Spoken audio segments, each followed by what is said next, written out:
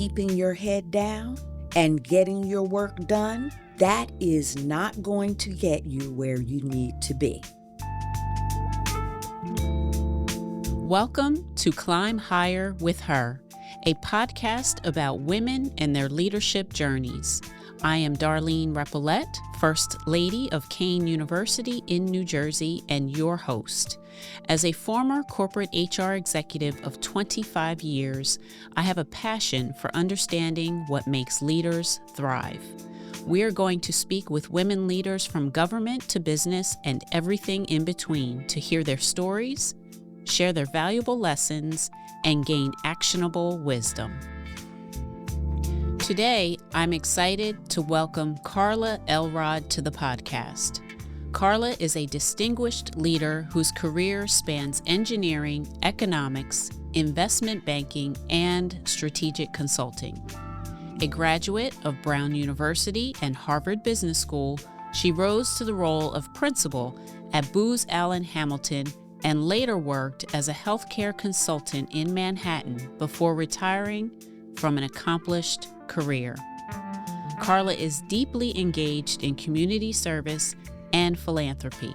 Her work with organizations focuses on wellness, neighborhood revitalization, historic preservation, and the empowerment of women, which reflects her belief in the power of giving to strengthen communities and expand opportunities.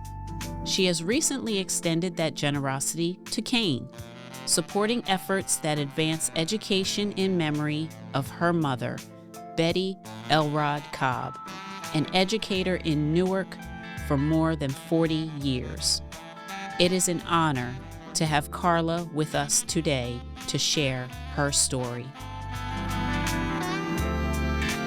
Welcome to Climb Higher with Her, Karla. We are delighted to have you as our guest today. I'm really glad to be here. Thank you for having me. Absolutely. Thank you. So we're just going to jump right in, and I want to talk about the very successful career that you have had. And I thought, what better place to start than right there? So why don't you spend some time giving us an overview of your career trajectory?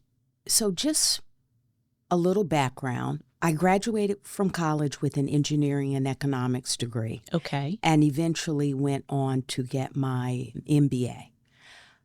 The reason why I wanted to start with that is because it's important to how my career went and the opportunities that I sought.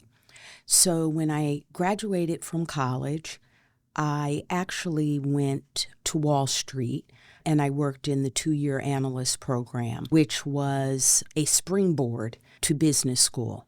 And it was a way for me to spend some time utilizing my economics degree by focusing on finance. And while I was on Wall Street, the first year, I worked in the oil and gas group. I think it was called the energy group. And that becomes very relevant as we walk through my career. And the energy group at that time was hot and heavy in mergers and acquisitions. Got it. Okay. I went off to business school, and after business school, I ended up actually going to work for a chemical company. And I saw that as an opportunity to use both my engineering degree and my economics degree, with the manufacturing piece, and I was in the financial side of the business. Okay. So I started off in corporate, and then I was sent to one of the manufacturing plants, and I spent time really getting to know all of the various manufacturing processes while I was doing my financial work. Gotcha. Okay. The company ended up having a retirement program, and that took out a whole layer of management, and I ended up coming back to corporate much sooner than I had expected. And when I came back to corporate, I actually stayed in the same manufacturing sector as the plant I went to work in, and that was the monomers plant. And what are monomers? So monomers in shorthand are a chemical stepping stone that gets you to things like absorbency in Pampers. It gets you to adhesion for tape. Okay. It is an input to make plastics. Okay. So that's just kind of keeping it. Yeah. Thank you for telling me and describing to me Sure. because I did not know. Yeah. Maybe our listeners did, but thank you. Yes, understood, because when I first showed up at the company, I didn't know what they were either.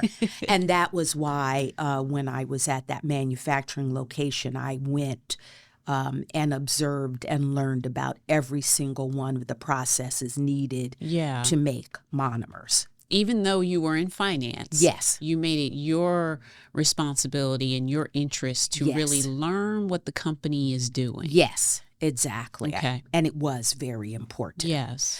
So I was back at corporate working, on the finance side in the monomers group. And then I actually had an opportunity to work overseas in Europe.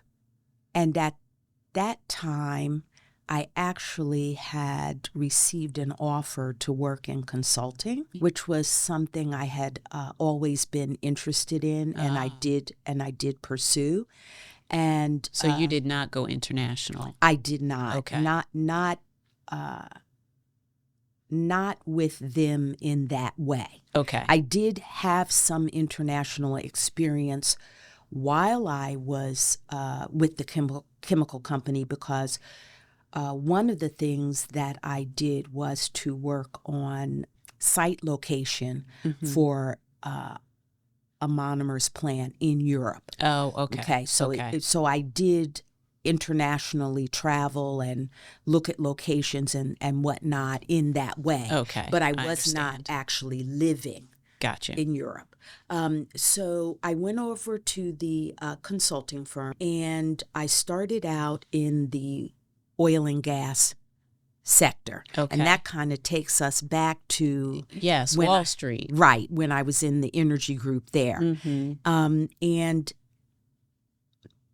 coincidentally, I was also working on mergers. Okay. Okay, so that takes us back there too. And I did start off doing some large oil and gas mergers that also had international components. And then as my time progressed at the consulting firm, I ended up making my way to healthcare, because strangely enough, the oil and gas group was also tethered to the pharmaceutical group. So it was an interesting segue for sure. Yeah. Right? I wouldn't have guessed that. Right. And the way it kind of worked was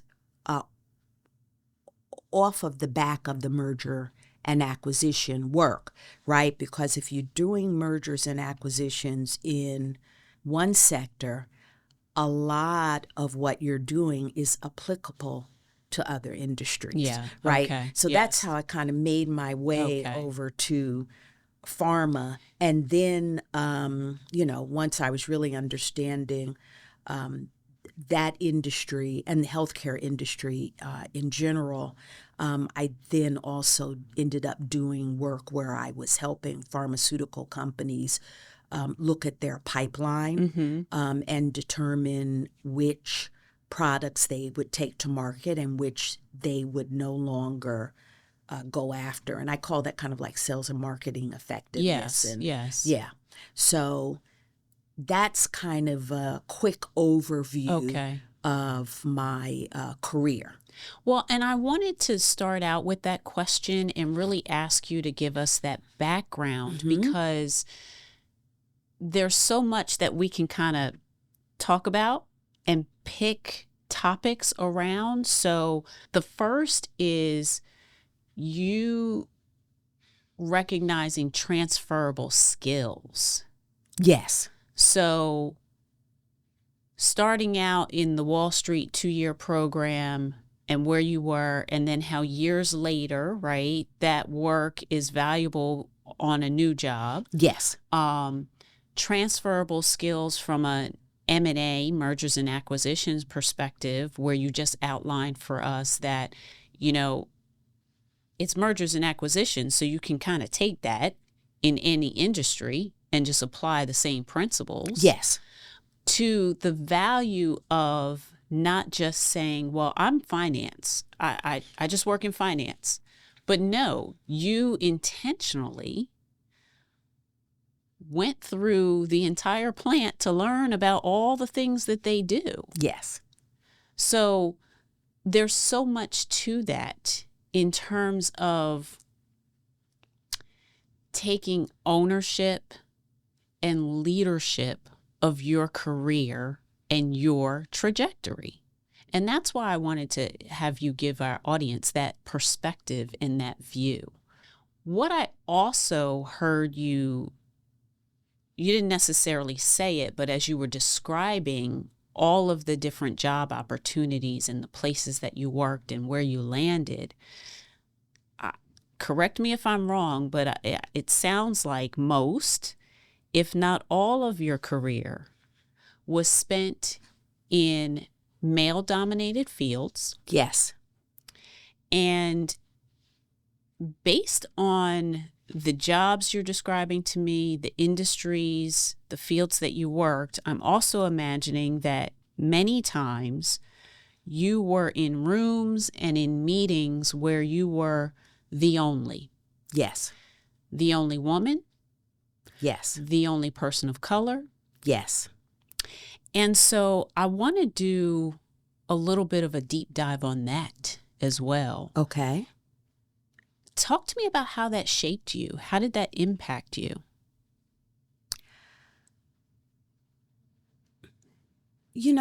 That's a very interesting question, because I've been the only since the very beginning. I grew up in an area where I was the only. Okay. Or maybe one of two starting at kindergarten. So it was not a situation that I had not experienced before. Sometimes some people don't have that experience until, after college or after grad school. Yes. But for me, it was very early on. So I guess I had a perspective of being able to navigate, work with, whatever, word we might want to put to it, with groups of people that I am not like. Yeah. Okay. Yeah. That didn't look like you. Right. So to speak. Right. Exactly.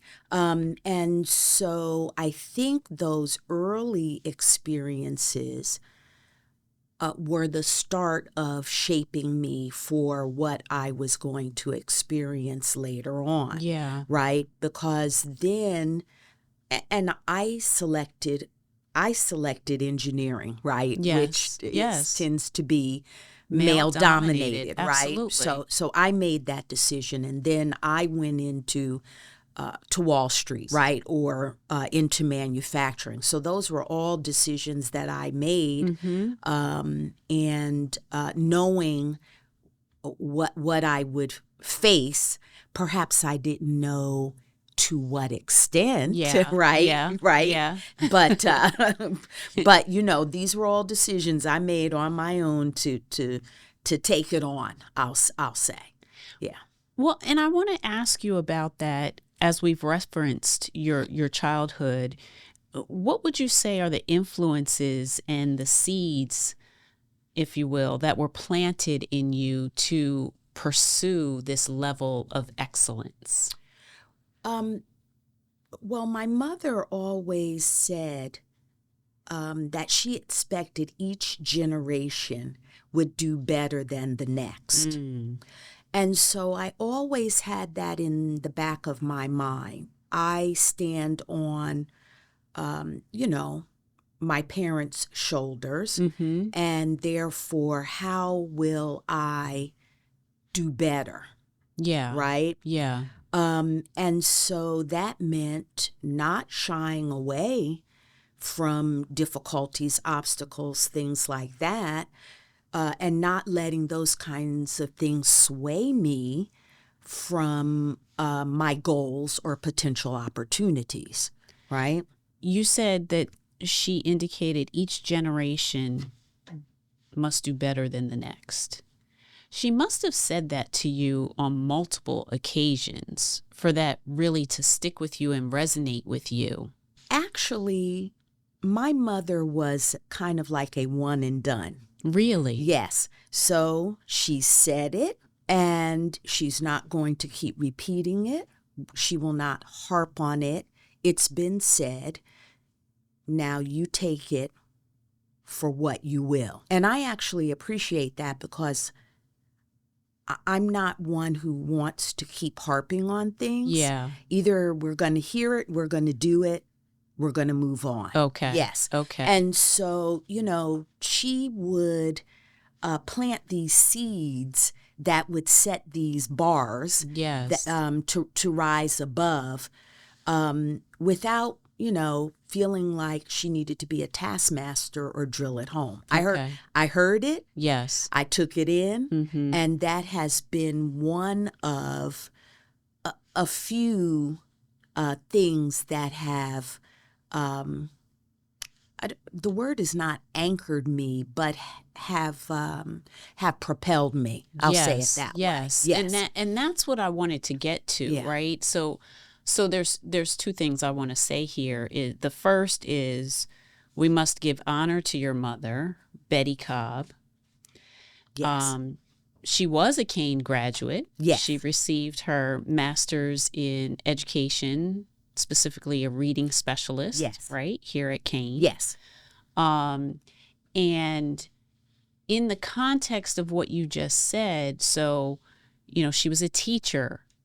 That's what she did. She instilled Yes. in her children and also her students. Yes. Right? Yes. And so then for you to hear those things and actually carry them forward as you progressed in your career is really important. I remember you telling me a story, which I hope you'll share today, around being an advocate for yourself. Yes. When it came to believing you needed to be placed in an honors course. Yes. And I know that self-advocacy Yes. carried forward with you as well. Yes. So give us that background. Tell us that story. Yes. So when I was in middle school, I was doing very well in math. Mm-hmm. Well enough, based on what I understood the criteria to be in the honors or advanced placement math class. And so I advocated for myself to move into those classes, but I was actually blocked by, we'll call that person, I guess, the middle school counselor. Okay. Okay. I guess Like guidance counselor, Mm-hmm. right? And it was fascinating to me that she, because it was a woman, Mm-hmm. so quickly denied me the opportunity, because the flip side would have been, okay, well, let's just move her, Karla, on. And if she fails, she fails. But if she succeeds, she succeeds. Mm-hmm. Well, I didn't get that opportunity. Okay. All right. And so instead, what I ended up doing was supplementing that potential learning experience on my own. I did not let her dissuade me from pursuing a higher level of math that I thought I was able to do. So there's some key takeaways there. Number one, as a middle schooler, Yes. as a middle Yeah. schooler, Yes. to have the Yeah. awareness and gumption to have a conversation with a guidance counselor, we'll call her, about what you believed your placement should be. You know, and that's why I wanted to talk about the seeds that were planted in you, because some of that can be innate in people, but we should also recognize that a lot of times that gets planted in us by mentors or parents or other family members or adults who influence us. But for you to do that then on your own as a middle schooler, right, is really important. And I think that's what I want our audience to get from this part of our conversation, is being willing to advocate for yourself is so important. Yes. Yes. And what you ultimately said is, well, no, she actually didn't put me in the honors courses that I thought I should have been in. But that didn't stop me. That's right. That did not stop you. You went and found supplemental resources. Yes. Summer courses, whatever the case may Yes. be, to get what you know and knew at the time that you needed. Yes, absolutely. Well, see, I had a goal that I wanted to go to an Ivy League college. And I recognized even then, in order to have the potential to go to an Ivy League college, I needed all of the academic opportunities that I could get. Yeah. And that meant honors and advanced placement classes. I really had something that was driving me. Yes. Right. And then I do enjoy school.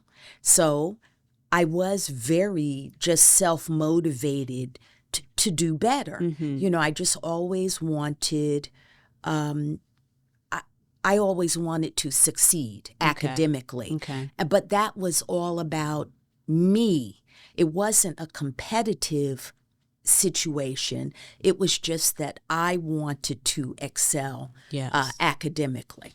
So. Well, and the bottom line is you had a goal for yourself. Yes.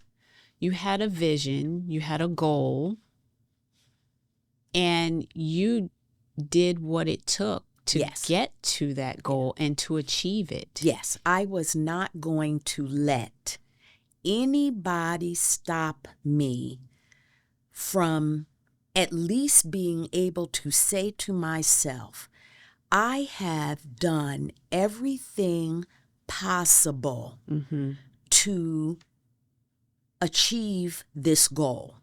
And ultimately, if I were to fall short, at least I would know I had given it my all. Yeah. Yeah. And that is not the only roadblock that I faced. Because I can remember in high school, I had talked with my guidance counselor, and we had decided I was prepared to apply to the Ivy League schools. And then he was out, and notice it was a he. He was out on a brief, thankfully, medical leave. Okay. Because while he was out, students were reassigned. And I was reassigned to a woman. Okay. Who looked like me. And when I went to see her, she proceeded to tell me that I was not Ivy League material. And she gave me a list of schools to apply to that weren't even on the safety list that I had created with the other counselor. And fortunately for me, I had enough thought to say, I'm going to wait for him to come back. Yeah. And I I don't know what her thinking is, but it is not aligned with what we have discussed. And when he came back, he told me we're staying the course. Mm-hmm, mm-hmm. Well, I had already decided I was going to stay yes, the course. Whether he was on board or not. But it's good to have a champion, right? Absolutely. Right. Absolutely. And it's good to have someone who affirms, yes, confirms, whatever word we want to use. yes, That your intentions yes. and your plans for yourself. Yes. Yes. The people in your corner. Exactly. And so, when you told me that story just now, it reminds me of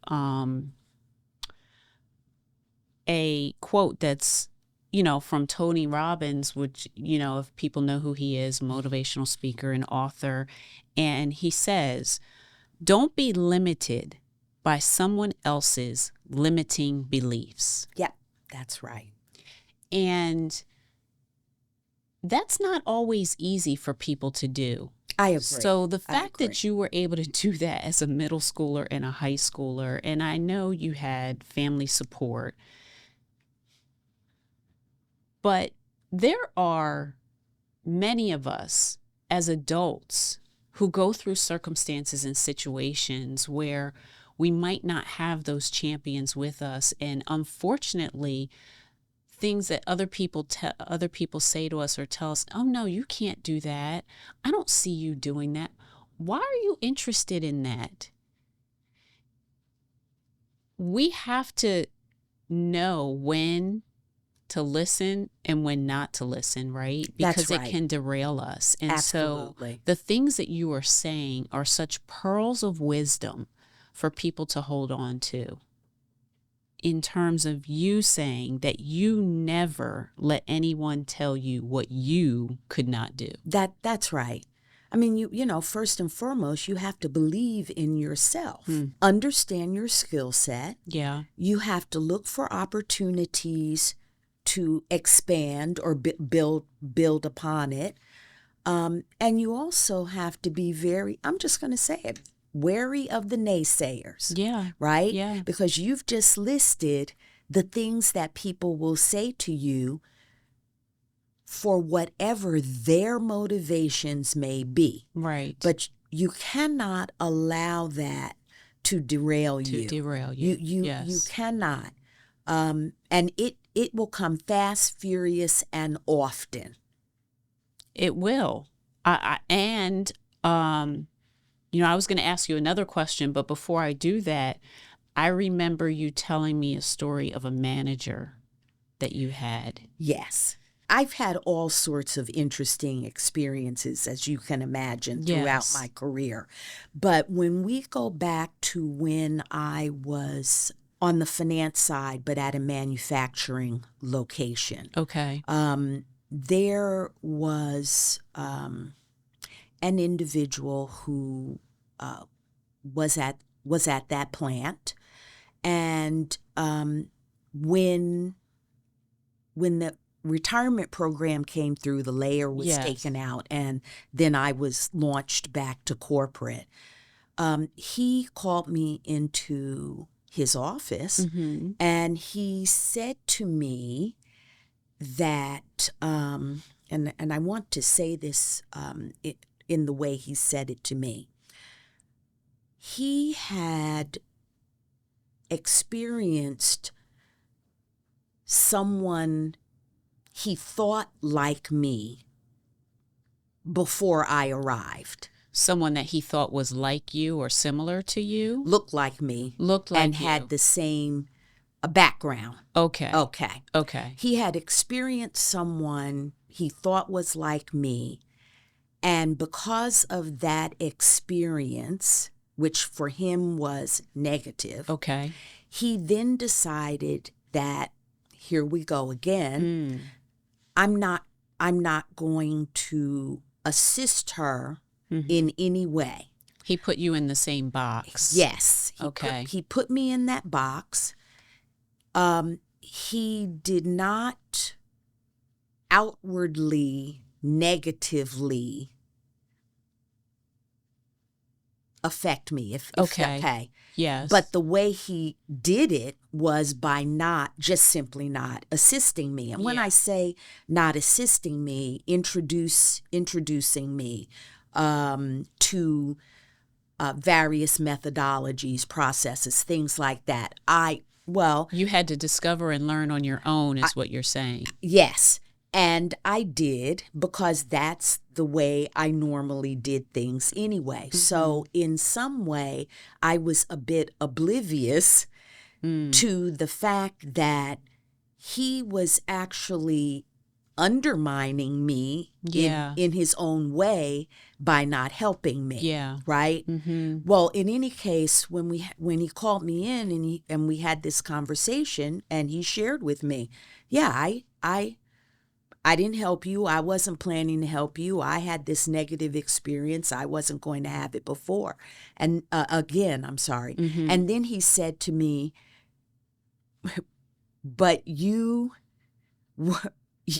been wildly successful because you came to this plant, you learned everything. Yes, that goes back to you learning. Right. Yes. You learned everything on your own, and now you are going back to corporate ahead of time because you were the one who's been promoted. Yeah. Yeah. Wow. And wow was what I thought to myself in that moment. Yeah, because number one, you're going about your business, learning as you needed to, not realizing that this individual was intentionally withholding or not sharing, not assisting you, right, in your day-to-day job. That's right. But yet, and in spite of, yes, you were wildly successful. Yes. And so it's interesting that ultimately this person decided to tell you that. Yes. And that was your wow moment. Because I can imagine you sitting in the office like, first of all, what? You've been doing what this whole time? Exactly. You could have made life probably 10 times easier for me. And wow, you're actually deciding to tell me this? Right. Right. Yeah. Wow. All of that. Yeah. Yes. Yes. Came to me in that moment. And, I did imagine later on, right, for him, there ended up being some sense of guilt, okay? Because probably even if I had known, I would have never treated him differently. Yeah. Right? Yeah. I still would have been social with him. I still would have gone to him and shared with him the way I was, what I was learning, what I was working on. Here were the next steps I was thinking of. That probably would not have changed for me. Right. But I think for him, that was his learning moment. Yeah. That was his lesson. Don't paint everyone into the same box. Exactly. And everyone is different. Right. That's right. But it is so amazing. And we know this, right? How many people take one situation they've experienced, one person they've experienced, and now that whole group is going to be exactly like that, right? I mean, we hear it all the time. I mean, we could sit here for hours because when I think back on things people have said to me or the way they have treated me, because I was not like them, how defining those moments could have been if I let them. Yes. Okay. Yes. But instead, I decided, I hear what you're saying, but I'm gonna take this with a grain of salt because I have other things that I'm focused on, and I'm not going to let you stand in my way because you have certain thoughts or opinions that, quite frankly, they don't matter to me. Well, that goes back to each of us needing to know our own value and our Yes. own worth. Yes. And being firm Yes. and solid in that. Yes. So that we don't let, as you said before, naysayers Right. derail us. We have to be solid and firm in Yes. knowing who we are. Yes. Absolutely. And believing in that. Right. And Yes. I also, the value of the story you just shared. So, number one, he was your manager? Yes. Okay. So, this is a podcast about leadership, right? Yes. Let this be a reminder to all of us as leaders that we should not put people in a box, and we have to treat everyone as if we've never met them, we don't know. Give everyone grace. That's right. Right? Yes. Give everyone grace. Yes. And believe in the possibility That's of right. everyone. Yes. And it's important for leaders to model that way. Absolutely. He did the total opposite. I mean, thank God that he told you. I think it was more of, like you said, kind of allowing him to get something off of his chest and make himself feel better that he admitted to you that he had done this. But it was valuable. It's yet another valuable lesson that I'm sure you learned from. Oh, absolutely. Because we also learn by watching leaders that we should not emulate. We learn lessons that way too. That's right. That's absolutely right. I mean, everything that you said is so true.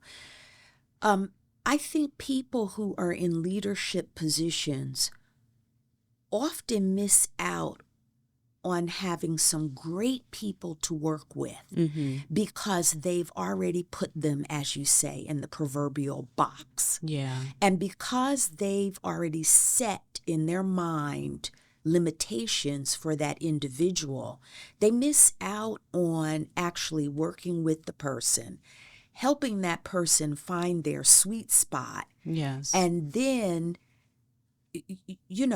flourishing. The whole team flourishes when each person on the team is hitting their sweet spot. Yes. Right? Yes. The team suffers tremendously when the opportunities are not given. Right. Okay? Right. Yeah. Wow, Karla. We can definitely take some learning lessons from everything that you've shared with us, your personal stories. I wanted to ask you, in light of that, if you could go back and give one piece of advice to your younger self when you were first starting out, Okay. what piece of wisdom would it be about leadership and climbing higher that you would give your younger self? That is a really good question. And the first thing I would tell my younger self, the notion of keeping your head down and getting your work done, that is not going to get you where you need to be. That's the first thing. Yes. I would say to myself. That's table stakes. Yes. That's what you get the paycheck for. Yes. But then what? In order to be successful, you really need to be out and about. You need to be networking. People need to know you. You need to show up in places other than your desk. Yes. Okay? Yes. And for me, and I think we may have talked some about this before, for me it was taking customers skiing. Right? Yes. Taking customers to golf classics. Yes. It was all those things where you show up in a different way your work is still with you, Mm-hmm. but it comes across to everyone in a very different way. That socializing, that camaraderie, that personal side, that's critical, and it will, in my opinion, and I would tell my younger self this, it'll propel you a whole lot faster Yeah. than heads down at your desk. Yeah. Okay? So let's break that down a little bit further and translate into action for people. Yes. Because I look, 25 years as an HR professional, so I completely hear you and agree with you that just coming in every day, heads down, doing your job is not going to propel you. That is what you're there to do. Correct. That is what. That's the expectation. That is right. That is the expectation. Yes. But the exposure, the networking, Yes. and some people don't want to do this, and it's a choice, right? So we have to understand the rules of the game. Yes. And decide to play or not play, frankly. That's right. And if you're not going to play, you're not going to excel. Mm-hmm. That's just the nature. Yeah. Of the situation, right? And this is not just corporate environment either. No, I don't want our audience to think, okay, well, Darlene and Karla, they spent most of their careers in the corporate world. This transcends and translates across the board of regardless of what industry or type of work we're talking about. Even if you're an entrepreneur, you just can't be heads down, right? Working on your business, you've got to get out and about and tell people about your business. That's so right. It translates across the board. Well, I would the way I look at it, I take it back to, we had a conversation about academics, and we talked about my academics. Mm-hmm.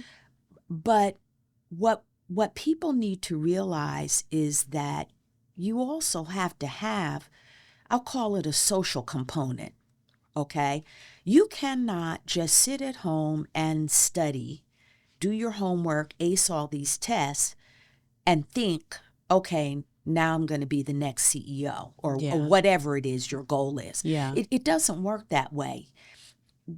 There's the academic component, but there's also all the socializing, the networking. When I think about people going to college, Mm-hmm. the college experience is all about all those new people you meet. Yes. All those new activities you get involved in. That's not classroom. Yes. Right? Yes. That's beyond the classroom. Right. That's getting out into the real world. Mm-hmm. And so for many people, that first opportunity to really kind of expand and reshape, it happens in college. You've got all these people from all these different countries, for example, Mm-hmm. or all these people from all these various walks of life. Yes.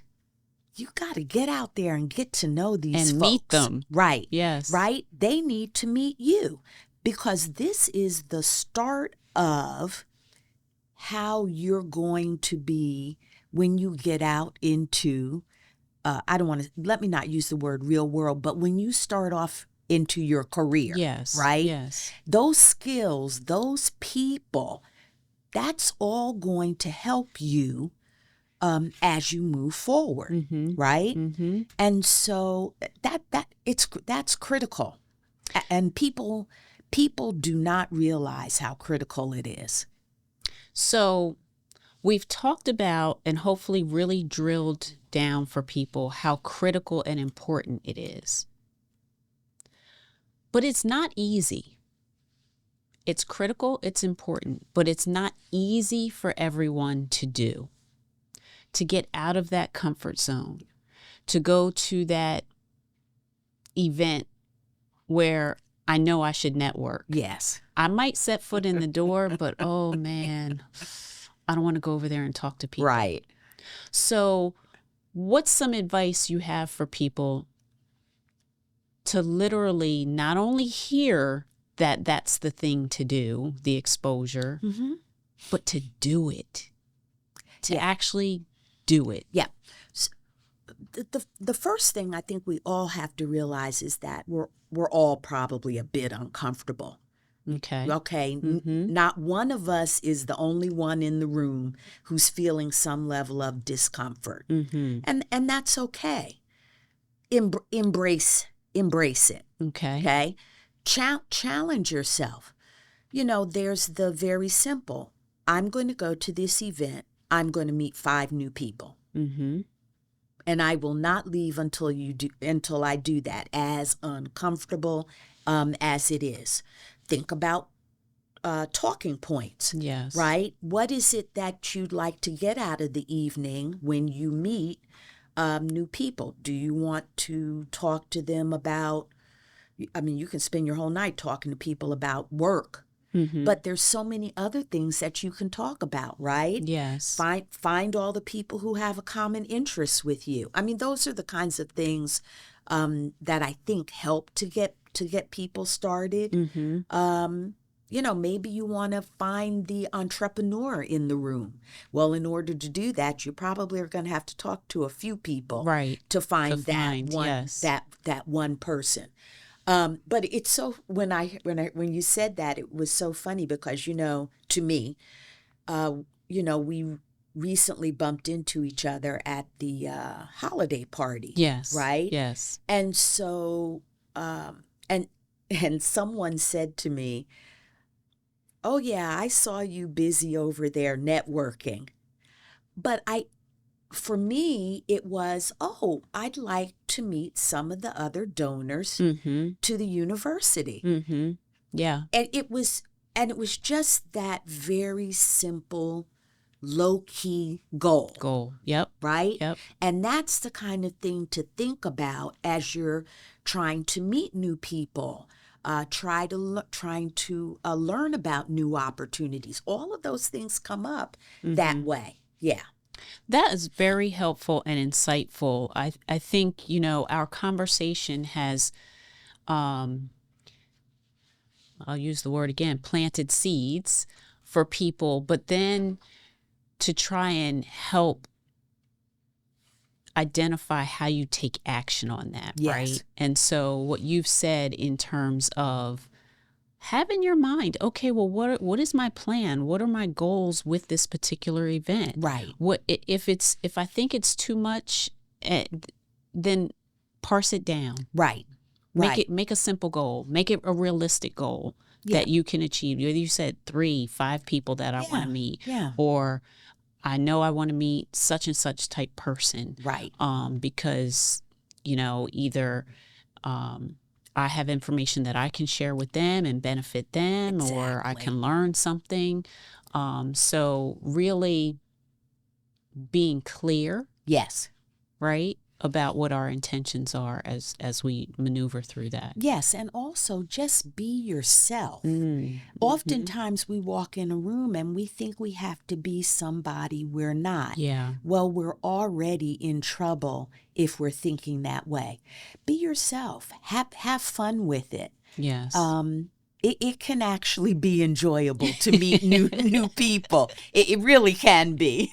You'll be okay. Right. The evening will be okay. And if there's a stumble or two, smile to yourself, right? Yes. And you just kind of move on. Yes. Yeah. Karla, our conversation has been so inspiring and insightful. Thank you so much for spending time with us. For our final segment, we like to ask our guests to indulge us in the Climb Higher with Her rapid fire round. Oh, okay. Are you ready? I'm not sure, but we're going to give it a try. Okay, very good. Okay. Thank you for being willing to participate. So, question 1. Early bird or night owl? Early bird. Oh, I was going to guess night owl for you. Okay, early bird. Movies or 10-episode TV series? 10-episode TV series. Really? Okay. Am I surprising You are. And I don't know why, but yes, you are. Digital e-reader or hard copy book? Hard copy book. Uh-huh. City or countryside? Oh, I'm kind of in the middle. Okay, well, we'll let you slide with that one. And finally, what is your personal one-word mantra for when you need to climb higher? Goals. Goals. Keeping in mind your goals. Mm-hmm. Yes. Okay. Well, Karla, thank you so much for sharing with us. Thank you. What would you say is the single most important thing that you want our listeners to remember about our conversation today? So my last response was goals. Yes. Right? And I want people to know they should set goals for themselves and don't let people dissuade you from moving forward on that. Mm-hmm. That's where I would leave things at this point. Yes. Yeah. That's a strong takeaway for us. And I'll put even a little bit more on that in terms of the goals. Write them down. Yes. Look at them, right? Come back to them. Yes. Repeat them to yourself. Yes. Yes. Don't worry about repeating them to someone else because they're important to you, right? Amen. Preach that. Yes. Yes. Yeah. Okay. Well, again, we can't thank you enough for being here with us today. We spoke about a lot. Yes. A lot. But there's a lot more for us to talk about. There is. I will say I have enjoyed our conversation. I think we could have talked for hours on any one topic. So true. Your choice. So true. But I really did enjoy myself. Thank you so much for having me. Absolutely. I'm so glad that you enjoyed being here with us today. And thank you for helping us to climb higher. My pleasure. Thank you for listening to Climb Higher with Her, a podcast produced by Kean, a proud research university. Subscribe, rate, and review wherever you listen to your podcasts. For more information, visit kean.edu/climb higher with her.